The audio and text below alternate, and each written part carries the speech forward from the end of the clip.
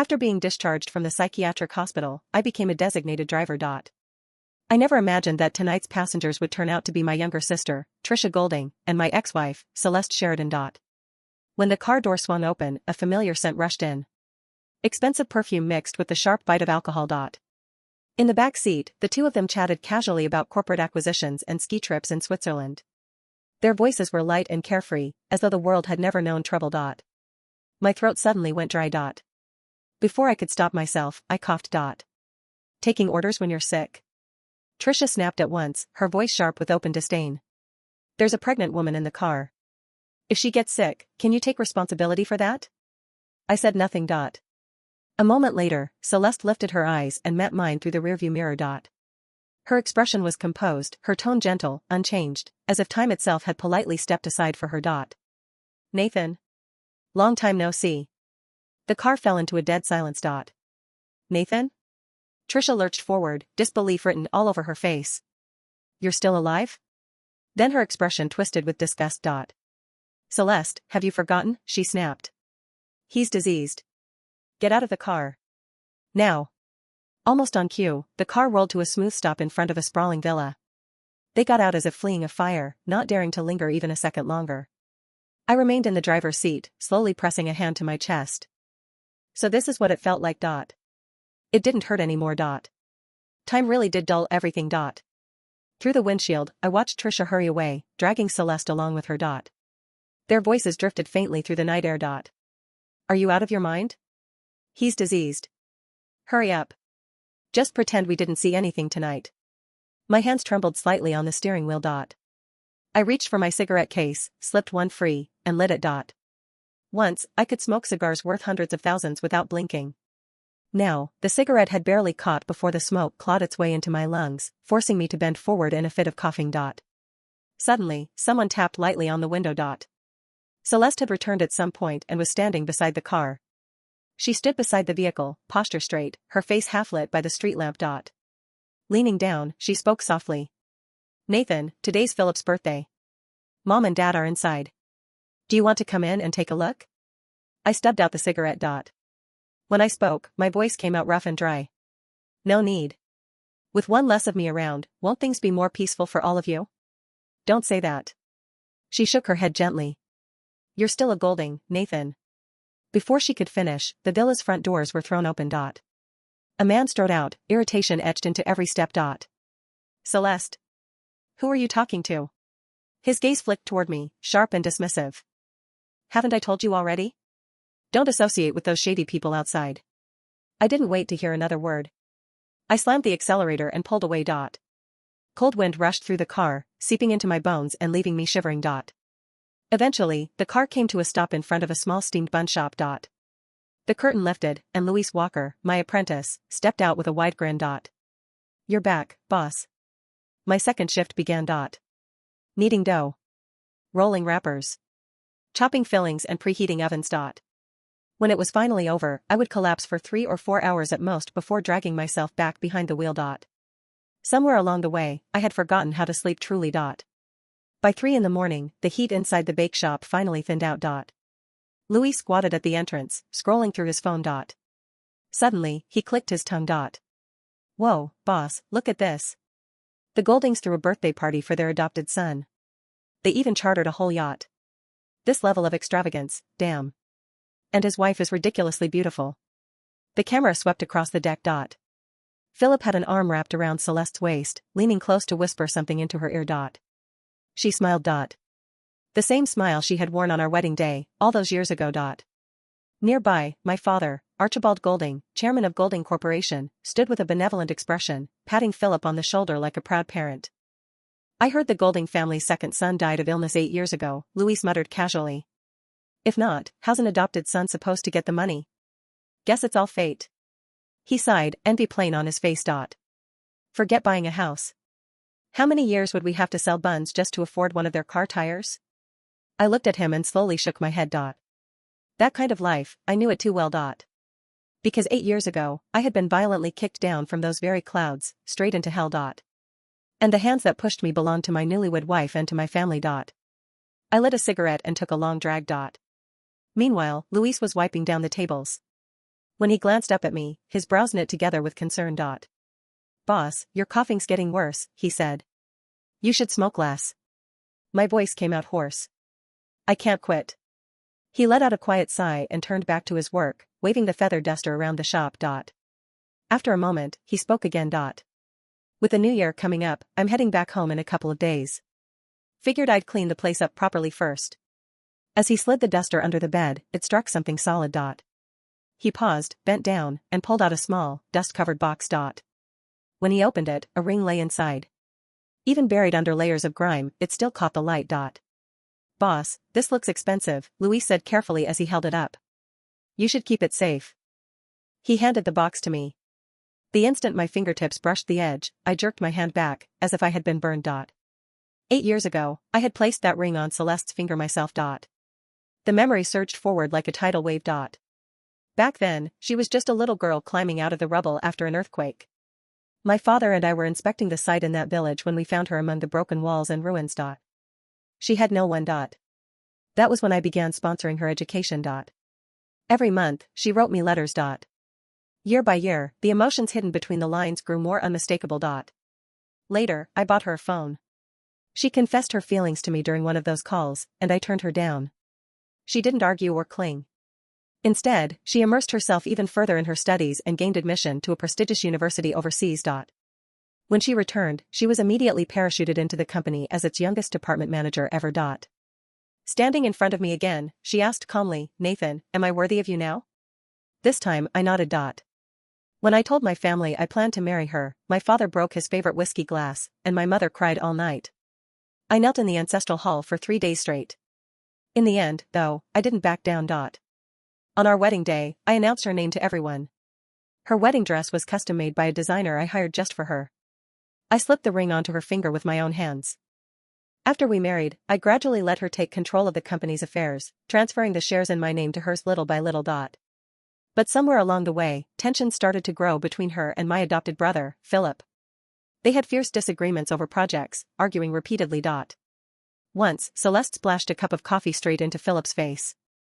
That was when the animosity truly took root. I urged Philip to be more accommodating. He only looked at me with a cold smile. Your taste in women, he said, is truly terrible. I thought the two of them would stay at odds forever until one day I saw Philip wearing the same brand of clothes I liked, the ones I always wore. Celeste didn't even blink. The store had a buy one get one free deal, she explained. I picked one up for him, too. When their relationship seemed to ease, I felt relieved, even happy. Then, Celeste was kidnapped by a rival company. The first person to rush in and save her wasn't me. It was Philip. By the time I arrived, he was holding her tightly in his arms, her face streaked with tears. My chest tightened, but I said nothing. Later, Celeste explained quietly, I was terrified. Whoever got there first, I would have reacted the same way. The day after our wedding, I flew overseas for an urgent project. When I returned, I didn't tell her because I wanted to surprise her. I went quietly to the glass conservatory I had given her as a gift. And there, I saw a scene I would never forget for the rest of my life. My adopted brother, Philip, had my new wife pressed against the glass. Their bodies were closely intertwined, with spring sunlight shining through the conservatory. The gift box slipped from my hand and hit the ground with a sharp crack. I lunged forward and slammed my fist into Philip. Celeste hurriedly pulled on her clothes and grabbed my arm. Nathan, listen to me. Let me explain. Explain? I yanked my arm free. Explain how the two of you ended up together? Do you think I'm blind? I looked at Philip, then at Celeste. My anger was already pushed to its breaking point. Still, deep inside, a foolish glimmer of hope remained. Maybe she had just been momentarily confused. I reached out toward her. Come here, I said hoarsely. I'll give you one last chance. She had barely taken a step when Philip suddenly grabbed her arm and pulled her back behind him. This brother of mine, who had always spoken to me softly and once wore only warmth on his face, now looked at me with apparent disgust. He stepped forward, facing me squarely, and spoke with deliberate calm. Nathan, I'm sorry. But Celeste and I truly love each other. Let go, I said. My fist swung before I could think. It connected with his face, and blood immediately spilled from his nose. Celeste screamed and slapped me hard across the cheek. The sound echoed sharply through the room. Even she froze afterward, staring at her own hand in shock. My gaze dropped to the fresh hickey on her neck, and a bone-deep chill crept through me. Philip wiped the blood from his face and sneered. Nathan, is violence the only thing you're good at? Wake up and face reality. He paused, then delivered the next blow, his voice colder than ever. And she's already pregnant. With my child. Something inside me snapped. I lunged at him, and we crashed together, fists and bodies colliding in a violent struggle. Celeste rushed forward, trying desperately to pull us apart. In the turmoil, I pushed her away without realizing how forcefully I was pushing. She slammed into the floor. Almost immediately, blood began to spread beneath her. She miscarried. At the hospital, my mother sat wiping away her tears again and again. My father stood nearby, his face dark with anger. Finally, he spoke, his voice heavy with reprimand. Nathan, you were too impulsive. No matter how furious you were, you should never have laid a hand on a pregnant woman. I looked at them and felt only a bitter sense of absurdity. She was carrying Philip's child, a bastard with no blood ties to our family. And you still want it? Enough, my father roared. His cane came down hard against my calf. My legs gave out, and I collapsed to my knees. His chest heaved as he pointed the cane at me. You animal, listen carefully. Then, my father explained, Philip's father was my brother in arms. We exchanged our lives on the battlefield. He took a bullet for me. Before he died, he entrusted me with one thing, and it's taking care of his only son. He looked down at me, his eyes cold and merciless. In your mother's heart and mine, Philip is part of our family. If you dare touch him again, I will not wait for anyone else. I will break your legs myself. I knelt there, the pain in my legs insignificant compared to the icy dread spreading through my chest. So that was it.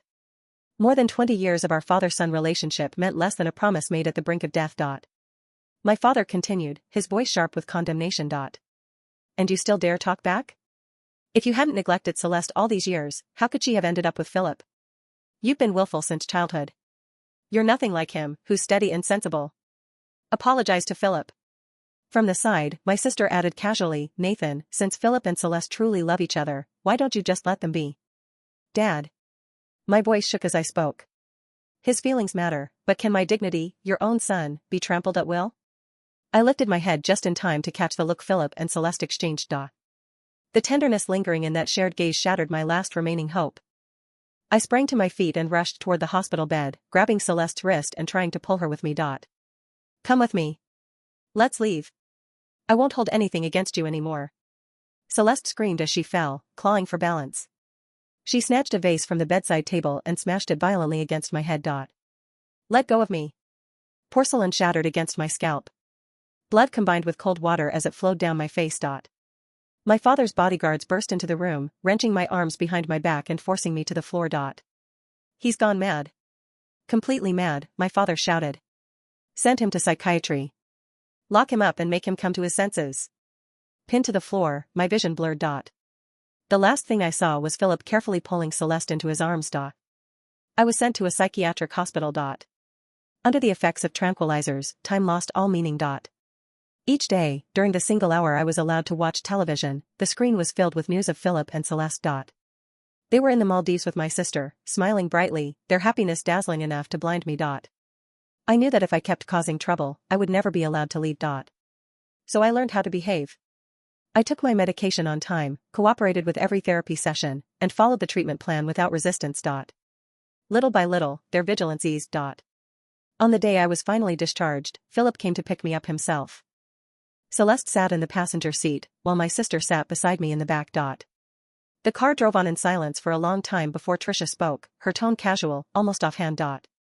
Nathan, she said, the last time we visited you, you had already signed the divorce papers. This morning, Celeste and Philip officially registered their marriage.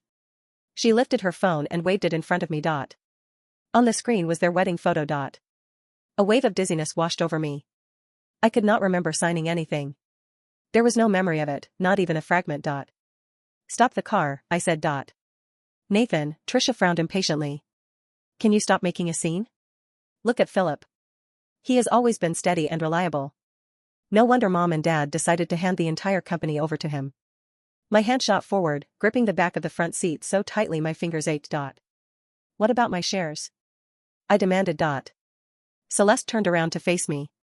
Her voice was still gentle and controlled. Nathan, you didn't have legal capacity while you were ill. Mom and Dad were worried about you, so they temporarily entrusted your shares to Philip for management. That was my life's work. I stared at the back of Philip's head, fury surging through my chest. He let out a scoffing laugh. Nathan, you don't have that kind of ability, he said lightly. Wouldn't it be better to just live comfortably as a rich idler? I looked at everyone in the car. My wife. My so-called brother. My sister. Stop the car, I said quietly. Or else. Before anyone could react, I lunged forward and grabbed Philip by the hair, yanking hard. He slammed on the brakes. The car screeched to a halt at the side of the road. I flung the door open and jumped out. Before walking away, I turned back and fixed them with a cold stare. Things that belong to me aren't that easy to take. I still had friends in Boston, brothers I had grown up with. I tracked them down, scraped together what money we could, hired the best lawyer I could afford, and led a group straight to the company. I was going to take back everything that belonged to me, but the police arrived before I ever got the chance. I was stopped at the company entrance. One by one, my calls stopped going through. The money we had pooled together vanished from my account without a trace. Philip eventually walked out, surrounded by bodyguards. He looked at me the way one might look at a joke. Nathan, he said lightly, after all these years, how are you still this naive? I was driven away like a stray dog. That night, I went to a bar. Glass after glass, I drank, trying to drown everything. When I woke up, my head felt like it was splitting. Beside me lay a heavily made-up woman I did not recognize. Before I could even piece things together, the door was slammed open. Celeste and Philip stood in the doorway, my parents and sister behind them. A swarm of reporters surged forward, cameras raised. Flashbulbs exploded, nearly blinding me. I rolled out of bed, humiliation burning through every nerve. My father struck my back with his cane. Get him tested immediately, he snapped. I won't have him bringing some disease back with him. When the test results came out, the hospital ward fell into dead silence. That woman had HIV. And on my report, the same 3 letters stared back at me. Self-degradation, my mother spat before turning away, never looking back. My sister dumped an entire basin of cold water over my head. You're disgusting, Trisha screamed. Don't ever say you're my brother again. Celeste picked up a towel, her hand hovering in midair. After a moment, she lowered it, her expression empty. Overnight, I lost everything. They sent me to an infectious disease hospital on the outskirts of the city. On New Year's Eve, my fever refused to break. I begged the doctor for medicine. He glanced at me coldly. The chairman gave instructions not to pamper you, he said. A fever might do you some good. I escaped the hospital and ran all the way to the Golding family's gates, collapsing to my knees in the snow. Celeste never appeared. Philip came out instead. He looked down at me, shook his head lightly, and turned back inside without a word. Moments later, a servant emerged carrying a trash bin and dumped its foul-smelling contents over me, from head to toe. Where did this filthy thing come from? Get lost. My fever had climbed to nearly 104 degrees Fahrenheit. In the dead of night, the riverbank lay pitch black, the water below surging violently. From somewhere behind me came frantic shouts from the hospital. There's someone over there. I did not hesitate. I hurled myself into the icy river. In that instant, Nathan Golding, the second son of the Goldings, truly died. After that, I drifted through the world like a ghost. I slept under bridges, scavenged leftovers, and endured countless cold, contemptuous stares. Later, I found work on construction sites, hauling cement day after day. Steel bars bent my back inch by inch, until I finally scraped together enough money to buy a battered old car. By day, I worked as a designated driver. By night, I kneaded dough and chopped fillings. Flour and grime stayed permanently lodged beneath my fingernails, no matter how hard I scrubbed. Still, life slowly began to regain a trace of warmth. That was when Luis appeared. One day, the young man stood awkwardly at the shop door, scratching the back of his head. His smile was shy but hopeful. Boss, I'm strong. I can work hard, he said earnestly. People back home say I'm useless. I just want to make something of myself in the city. Could you give me a job? The tide of memories gradually receded. I put the box away and prepared to head out for my next driving shift. But just as I pushed open the shop door, I froze. A figure stood in the pale morning mist. She cradled her pregnant belly as she walked toward me, one careful step at a time. As the light grew stronger, her face came clearly into view. It was Celeste. The shop instantly filled with that familiar, high-end perfume. Once, I had taught her which scent to wear for which occasion. Now, she used them with flawless precision. Her gaze swept across the counter and landed on the open box. She stopped short, her eyes slowly reddening. Without a word, I walked over, picked up the box, and tossed it into the nearby trash can. Nathan, she said, stepping closer. Her voice was soft and hesitant. These past years, how have you been? We all thought you. Luis recognized her from television and froze in place, his mouth hanging open. My voice was flat and distant. I'm dead. Isn't that exactly what you all wanted? She fell silent. After a moment, tears shimmered in her eyes. Then she spoke again, carefully, as if afraid of breaking something fragile. There's something very important I need to tell you. Something very important, Celeste repeated, her voice trembling slightly. I looked at her, at the swollen curve of her belly under her cashmere coat, and I felt nothing. No anger. No love. Just a profound, bone-deep exhaustion. Let me guess, I said, my voice scraping like sandpaper. Philip wants to buy this block to build a mall? Or maybe my father needs a kidney, and I'm the only match left? Celeste flinched. No. Nathan, please. Can we talk somewhere private? Luis was staring at us, eyes wide, holding a tray of steaming buns like a shield. I waved him off. Go check the oven, kid. He scuttled to the back, casting one last worried glance over his shoulder. Talk here, I said, leaning against the flour-dusted counter. I have a shift in 20 minutes.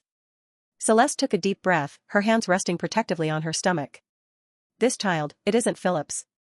The silence stretched, heavy and suffocating. The steam from the bun steamer hissed in the corner. Congratulations, I said flatly. But I don't see what your infidelity has to do with me. Unless you're looking for a cheaper designated driver for your secret rendezvous. It's not infidelity. Her voice rose, sharp and desperate. It's IVF. I used the frozen sample from 8 years ago. Before everything happened. The world tilted on its axis for a second. 8 years ago. Before the madness. Before the hospital. We had frozen samples because we were trying. Because we wanted a family. I stared at her stomach. The child growing in there. Why? I whispered. Because Philip can't have children, she said, tears finally spilling over. And the family needs an heir. Your father, he's dying, Nathan. Golding Corp is in chaos. The shareholders are circling like sharks. Philip, he's destroying the company. I laughed. It was a dry, rusty sound that hurt my throat. So that's it, I said. The spare tire is needed again. Philip failed, so you dug up my ghost to save the empire. No. I did it because I missed you. She took a step forward, reaching for my hand. I stepped back, putting the dirty counter between us. Don't touch me, I said. I'm diseased, remember? Trisha made that very clear. Celeste's face crumbled. We know the truth now. The test results, they were faked. Philip bribed the doctor. You never had HIV, Nathan. It was all a lie to break you. I stood there, frozen. 8 years. 8 years of living in the shadows. 8 years of flinching away from human touch. 8 years of thinking my blood was poison. It was a lie. A low growl started in my chest, building until I grabbed a ceramic bowl from the counter and hurled it at the wall. It shattered with a violence that made Celeste scream. Get out, I snarled. Get out before I kill you. Nathan, please. Get out. She fled. She ran out of the shop, slipping on the icy pavement before scrambling into a waiting black sedan. I stood in the wreckage of the bowl, breathing hard. Luis poked his head out from the back, terrified. Boss? Close the shop, Luis, I said, untying my apron. We're done for today. I didn't go back to driving that night. Instead, I drove my battered car to the edge of the city, to the high-rise district where the Golding Tower pierced the sky like a needle. I sat there, smoking cigarette after cigarette, watching the lights. They stole my life. They stole my name. They stole my health. And now they wanted to steal my child to prop up their crumbling kingdom. Philip. The brother I had defended against bullies in school.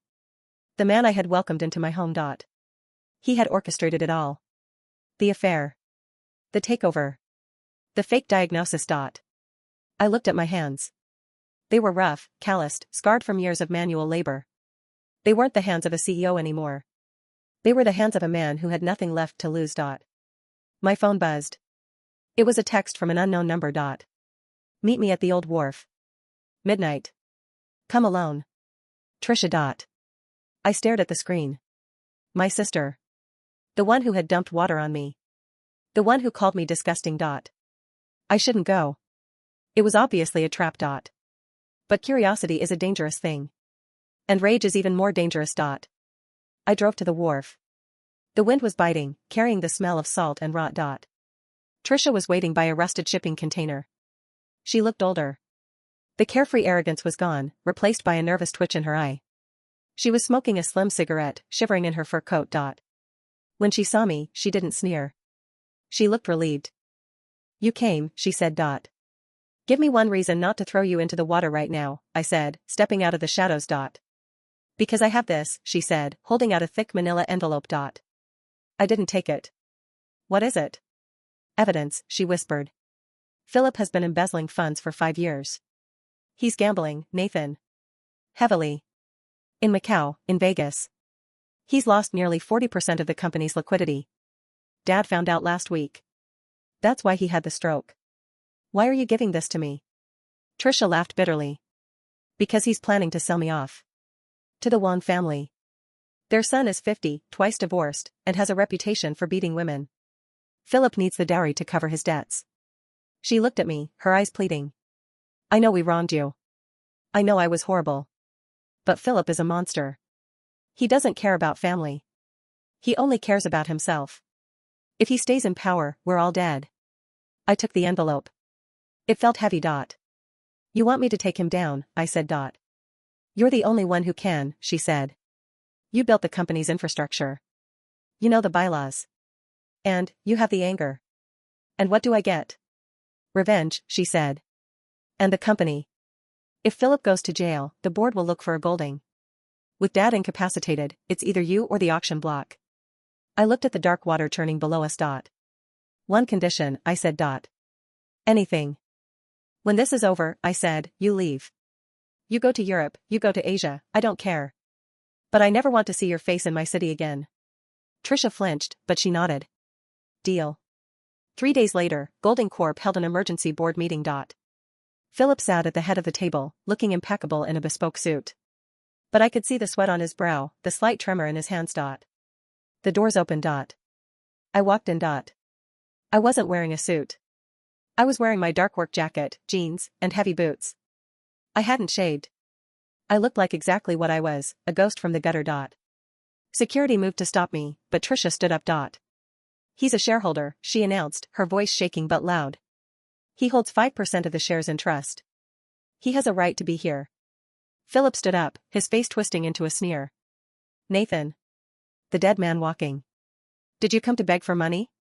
I came to collect a debt, I said, throwing the manila envelope onto the polished mahogany table. It slid across and hit Philip's water glass with a clink. What is this? Philip laughed nervously. Your medical records? Your gambling records, I said. And the wire transfers to your offshore accounts. The room went silent. The shareholders reached for the documents. Philip lunged for the envelope, but the elderly director, Mr. Sterling, snatched it first. He put on his glasses and began to read. As he read, his face turned purple. You pulled $300 million from the pension fund? Sterling roared. Philip panicked. It's a lie. He forged them. He's a mental patient. He has HIV. Actually, I said, pulling another paper from my pocket, a fresh test result from the city hospital, dated yesterday. I'm clean. And I'm sane. Which is more than I can say for you. I walked around the table, my heavy boots thudding on the carpet. Philip backed away until he hit the window. You framed me, I said softly, so only he could hear. You stole my wife. You stole my life. You stole 8 years. I did what I had to do. Philip hissed. You were always the favorite. Dad looked at you like you were a god. I was just the charity case. I deserved it. You deserve a cell, I said. Police sirens wailed in the distance. Trisha had called them. Philip looked at the window, then at the door. He was trapped. Suddenly, he grabbed a letter opener from the table and lunged at me. It was pathetic. I caught his wrist easily, twisting it until he dropped the blade with a scream. I kicked his legs out from under him, and he collapsed to the floor, weeping. It's over, Philip, I said. The police burst in. As they dragged him away, he screamed curses at me, at Celeste, at the world. I stood at the head of the table. The shareholders looked at me, terrified and expectant. Mr. Golding, Sterling said, his voice trembling. What now? I looked at the opulent boardroom, the view of the city I had built. Now, I said, we clean house. Reclaiming the company was easy. The shareholders were desperate, and I was the savior. But reclaiming my life was harder. I moved back into the villa. It felt like a museum of bad memories. My father was in a coma in the master bedroom, hooked up to machines that breathed for him. My mother refused to speak to me, locking herself in the guest wing, muttering about how I had destroyed the family. And Celeste. She was still there. Living in the East Wing. I tried to evict her, but she produced a medical certificate. High-risk pregnancy. Bed rest ordered. So we lived in the same house, ghosts haunting different hallways. One night, I found her in the kitchen, drinking warm milk. She looked tired. Her belly was huge now. Nathan, she said. I poured myself a glass of water, ignoring her. I know you hate me, she said. But this baby, it's yours. It's really yours. It's a biological product, I said coldly. It has my DNA. That doesn't make it mine. He kicks when he hears your voice, she whispered. I slammed the glass down. Stop it. Stop trying to rewrite history. You chose him.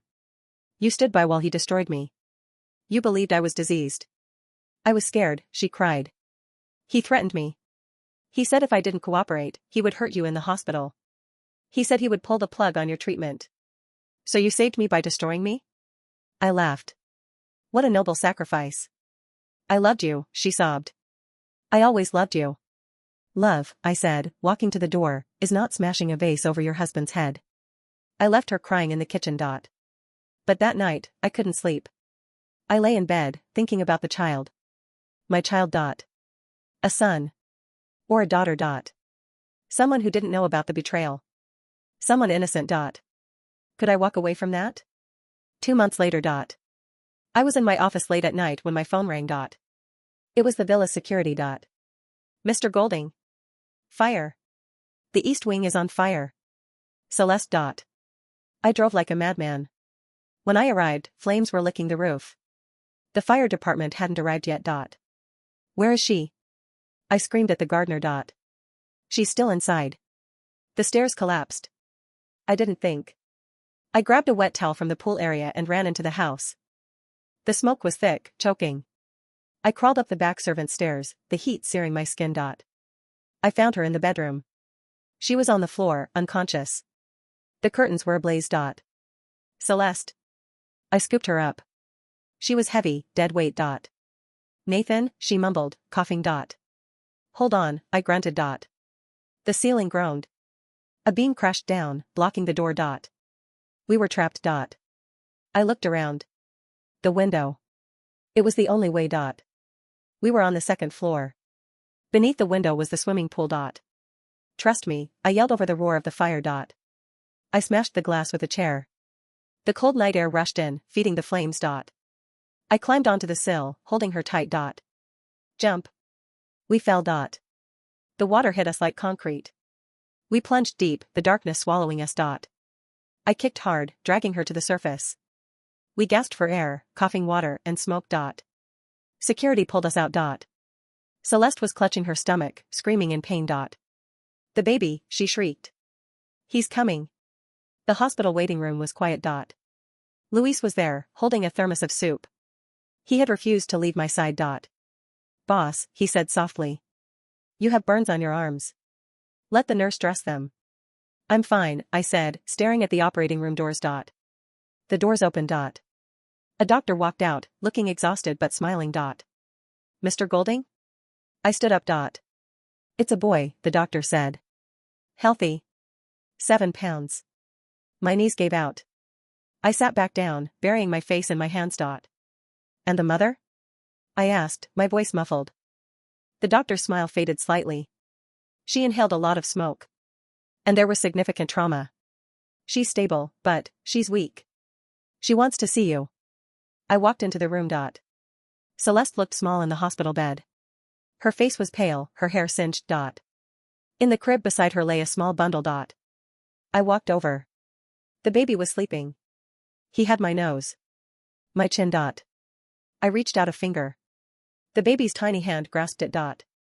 A jolt went through me, stronger than electricity. Nathan, Celeste whispered. I looked at her. I named him Leo, she said. Like the lion. Strong. Leo, I repeated. Nathan, she said, tears sliding down her cheeks. I know. I know we can't go back. I know I broke everything. But please, don't let him grow up thinking his father hates him. I looked at the baby. Then at her. The anger was still there. The scars were still there. But the fire had burned something away. He won't, I said quietly. Thank you, she closed her eyes. Can I ask one more thing? What? Can you forgive me? Just a little bit? I looked at the burns on my arms. I looked at the ring finger on her hand, where a pale band of skin still showed where my ring used to be. I can't, I said honestly. Not yet. Maybe not ever. She nodded, a sob escaping her throat. But, I said, touching Leo's soft cheek. I won't keep him from you. And I won't teach him to hate you. She smiled through her tears. It was a broken, sad smile, but it was real. Epilogue, the dawn. 3 years later. I sat on the bench in the park, watching Leo chase a butterfly. He was fast, stumbling on his chubby legs, laughing. Louis sat beside me. He was the manager of the bun shop now. I had given it to him. He looks like you, boss, Louis said. Yeah, I said. Poor kid. A woman walked toward us. She walked with a slight limp, a souvenir from the fire. Celeste stopped a few feet away. She looked healthy, though the expensive clothes were gone, replaced by simple jeans and a sweater. She lived in a small apartment now, working as a translator. Mommy! Leo shouted, running to her. She scooped him up, spinning him around. Hi, my little lion. She looked at me over his shoulder. Her eyes were cautious, hopeful. Hi, Nathan. Celeste. Is he being good? He tried to eat a bug, I said. She laughed. It was a nice sound. We weren't together. We never would be. The betrayal was too deep, the history too bloody. But we had found a ceasefire. A demilitarized zone called Leo. I stood up. I have a meeting. I'll pick him up on Friday. Okay, she said. Nathan? I turned.